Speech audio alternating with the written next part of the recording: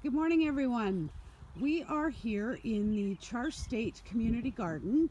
It's the Mountain View Community Garden with Sandy Sanderson, who is one of the directors of this amazing place. I'm just going to scan the video around here so that you can see the extent of how many gardens are actually in this community garden. It's a wonderful opportunity for people who live in condominiums or don't have very large yards, and they can come here and they can grow food.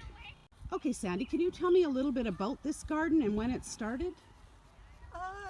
I guess the planning started probably about a year and a half before the garden actually got any construction happening. The real production was last probably February through to the end of May, and carried on after that into some of it in July to finish off all the beds. We started with 34 beds.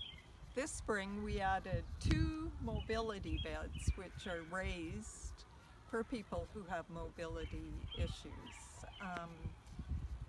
It was a long process to get all the legalities done, and then a long time to get donations in, but I would say from June on last year the garden was full. People had everything planted and it was in no time. We had excellent soil, the gardens were full and lush. So I have a few questions, Sandy. Do you have to pay to have a garden plot in here? You do pay. You pay $35 per year to Greenways Trust. A portion of that, I believe it's $15 or $20 goes to Greenways, which they do an excellent job around our community. And the rest goes into our account, and anything we need for the garden we can purchase from that money. So I would say in our community gardens you are getting a lot more than $35 worth of fruit and vegetables when you grow your own. And you also get the joy of actually gardening. Oh, you're outdoors, you're in the sunshine, and just to see what you can produce with your own 2 little hands. Okay, Sandy, do you have to provide your own soil, or does the garden buy in bulk? We have bought in bulk. Last year they got a few truckloads in, and towards the end of the project the soil was getting a little thin. So this spring we took what money we had in our account, got 2 more truckloads of soil, and pretty well all of the gardens have been topped up. I think that you cannot grow a good garden without a good depth of soil, so that's something that we have to look at helping the gardeners with, because that'll make a great start for their gardening experience. So Greenways Land Trust oversees this garden, and is there a board of directors or? We have, with our garden here, Mountain View, we have 3 administrators, and we kind of share the duties of administrator. So we look at the funds, see what we can get. This year we bought an electric lawnmower and electric weed eater, because most of our gardeners are closer to senior age, and the gas mowers are way too heavy for them to use. Wonderful, thank you. So we're up at the top of the garden with Sandy now, so you can see how many beautiful beds and how everything is growing here. I was just walking by one bed and I was very envious of the lettuce. So Sandy, how many beds are actually in here? We have 34 regular garden beds. There's 2 sizes. Some are 10 feet long and 5 feet wide, and that would be this size. And then the rest are 20 feet long and 5 feet wide. And then just this spring, we added the 2 mobility beds, which are about 3 feet high, so to make it easier for people who can't bend or are using walkers or whatnot and would still like to garden. So we have those 2 beds as well. So that's a total of 36 beds. That's wonderful. It is. Did you want to show us your bed now, Sandy? Oh, okay. This is my bed right here. This is my garden bed, and I chiefly wanted this bed to grow garlic. And garlic I grew, and it grows like mad here in Campbell River. So I've got mostly garlic right now, which will be dug out in July. I have for my husband sweet peas along this end, and some dill, some Swiss chard, green beans, a few beets just coming up. I did put some carrots in there. They're not through the soil yet. And then tomatoes, eggplant, and peppers. Oh, That's my garden. it's beautiful and it's weed free. Do you want to come to my house? So I think one of the best things about being a part of a community garden is there's always lots of gardeners here that you can ask advice of.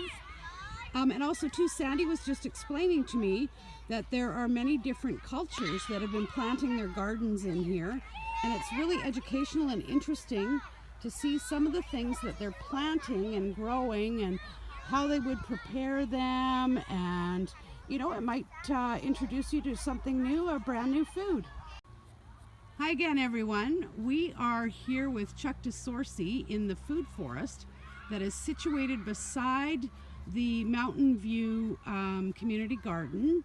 I'm not exactly sure what a food forest is, so I am going to let Chuck explain it to us. Okay, in a normal forest, nobody has to look after it, right? It starts, it grows, its inputs are sun and water, its outputs are kind of leaves and fruit and things, and it goes into the ground, gets recycled back into the plants, and Mother Nature looks after the whole thing. We're kind of trying to mimic that process when we look at what this is, and that's why it's called a food forest. So forests have different layers, so we have trees, we have shrubs, we have herbs, we have ground cover, we're looking at getting vines and trailers and stuff. And as time goes on, the amount of work you have to do in your food forest becomes less and less and less. And the amount of output you get goes up. So it's designed properly, it's a beautiful system. Okay, so Chuck, I'm looking around here and there's lots of stuff growing. And you were telling me earlier that you have a couple of people who help take care of this space right now. So who benefits from the food that is in here? So this is for the community. After doing our agricultural plan a few years ago, we talked about food security in Campbell River and how we have 3 days of food security, and there's a lot of people that don't have enough food to eat. So I thought, well, what a better thing to do than provide free food for people that would like to get outside and enjoy the garden. Even if they don't want to get outside and enjoy the garden, to be able to have free food for people in the neighborhood. So I'm just going to take a little walk now around this amazing food forest, and we can see all the things that are growing.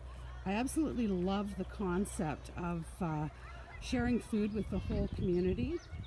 Food sufficiency is going to become more and more important as the months wear on, especially with COVID and the effects that it is going to have on food coming into our community. So I'm walking over here and Chuck seems to have a pile of straw that perhaps he'd like to explain to me what he's doing with that. This garden is kind of based on permaculture design, and permaculture design is a really good way to integrate what Mother Nature does with in a garden setting. The straw actually came from a greenways project in stream for controlling silt. When they're done with it, normally they just spread it on the bank, and we said, no, I have a use for that. So I took it, we brought it over here, it's sitting in the sun for now. Later on we'll be building a straw bale garden bed. And hopefully we'll be able to get people to come in and do a little bit of an instruction on how to build a straw bale garden bed. So the idea is to take this facility that's a food forest for everyone and try to include a little bit more education in it as well. Because this is, in the long run, this is a way to really reduce the inputs we need to put into a garden and to really kind of get the benefits that the garden would normally give you. Thank you, Chuck. Come on. Good afternoon, everyone. We have now moved on to the Laughing Willow Community Garden, which is located on Sims Road in Willow Point. This is Elva. Thank you very much for inviting us to come and see this beautiful garden. You're welcome. I'm just going to take a little scroll around so you can see this garden is growing like crazy. The ladies were just telling me that they had brought in a load of fish compost this year, and everything has just taken right off. I'm growing South African gem squash here. The seeds are from South Africa, and they're closed in a container so that when the leaves get bigger, the fruit will hang inside. They're about the size of an apple, absolutely delicious, and you get at least out of one plant about 20 fruit hanging on it. Oh, I've never even heard of those. Oh, they're fantastic, right? I hadn't heard till last year. Yeah. Yeah. And they are delicious. And they're small enough that you don't have to Yeah, eat them they for just- 4 nights. No, they're what, about, Size of an apple. yeah, that's mine too. So ladies, can I ask you, how many beds are in this garden? 25 with the mobility bed. And you have a raised mobility bed at the back? That one, yeah. So you have to put your name on a wait list to get in here? Is that how it works? Yes. If anyone's interested to go on the wait list, to contact Lydia at Greenways Land Trust. This is spinach? Yeah. Is it going to be tasty? I've picked 3 bags already. Oh my gosh. So I is handed them this round the your condo. garden plot, Elva? Yeah, Is this your garden yeah, plot? yeah. It's beautiful. So this is West Coast seeds. Nice.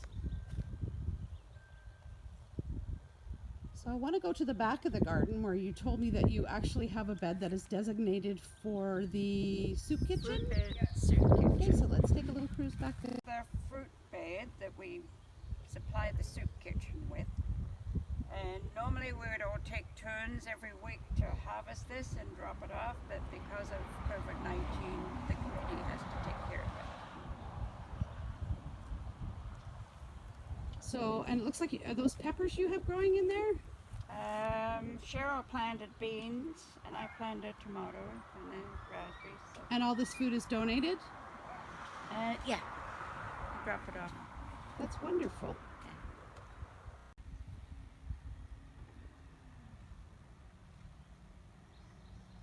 Okay, so now we're standing at this lovely little patio with some great pots full of herbs and flowers.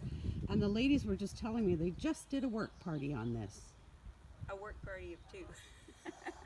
No, you can edit that. So we planted fresh grass and got rid of all the old stuff. And There was an pulled it apple away. tree there too, Why'd you take the apple tree down? because it was in decay. Well, it looks fantastic. Now you just need some patio furniture so you can relax in Well, the garden. because of that was on our wish list for this year, but because of COVID-19, we have to leave it till next year. But the idea was we would get a big umbrella, the big one that's windproof, and a base, and people can sit here and drink their water or whatever while they're waiting for the hose or Whatever. just enjoy the garden. But it will be put on hold till next year. Sounds like a wonderful idea. I'd be happy to come down here and sit and drink water with I you. know, it's just a happy place. It is a happy place. Or is it a laughing place? Both. So ladies, can you tell me please, how much does it cost to have a bed in this garden? $35 a year. And what does that include? Membership in Greenways Land Trust, and $15 goes towards our expenses. Wonderful. Thank over- you. Over the year. Well, thank you very much for inviting me to this fantastic garden. I've really enjoyed myself. You're welcome. You're welcome. Hi there, my name's Linda Nagel. I'm a Program Coordinator with the Recreation and Culture Department, City of Campbell River. If you are interested in starting a community garden, then we can give you some help. If you go to the city website and look under planning and development, you will see a drop-down menu that gives you an option to click on Green City.